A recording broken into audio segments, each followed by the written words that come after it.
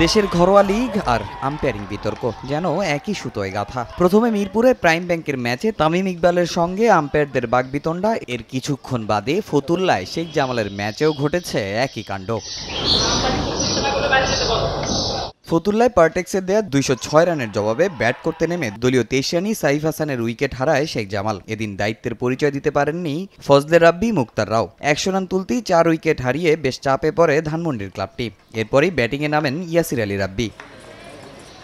ম্যাচের তখন চলছে ২৬তম ওভার। তানভীর হায়দারের লেগ স্ট্যাম্পে পিচ করা বল গিয়ে হিট করে ইয়াসির আলী রাব্বির পায়ে। আপিল করার সঙ্গে সঙ্গে আঙ্গুল তুলে দেন অনফিল্ড আম্পায়ার। এমন সিদ্ধান্ত দেখে অবাক হয়ে যান রাব্বি সোহান। সিদ্ধান্তের প্রতিবাদ জানিয়ে আম্পায়ারদের সঙ্গে এ নিয়ে বেশ কিছুক্ষণ ধরে চলে তর্ক বিতর্ক।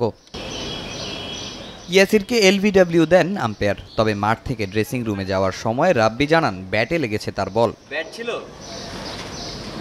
রাব্বি আউট হওয়ার পর ম্যাচের দায়িত্ব কাঁধে তুলে নেন নুরুল হাসান সোহান। তাইবুর রহমানকে সঙ্গে নিয়ে বাড়াতে থাকেন রান। পরে নিজের অপরাজিত ৭৬ ও তাইবুর রহমানের সঙ্গে গড়া ১০৫ রানের পার্টনারশিপে শেখ জামালকে ৫ উইকেটের জয় এনে দেন সোহান। এর আগে প্রথম ইনিংসে পার্টেক্সের ২ ওপেনার মুনিম শাহরিয়ার ও আজমির আহমেদ শুরুটা দেখে শুনে করলেও ৪১ রানে তাইবুর আজমিরকে ফেরানোর পর বেশিক্ষণ টিকতে পারেননি মুনিমও।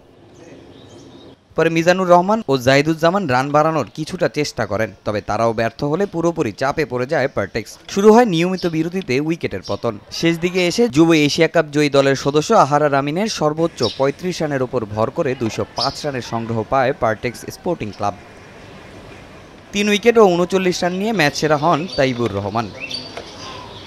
তামিম হোসেন, সময় সংবাদ, ফতুল্লা, নারায়ণগঞ্জ।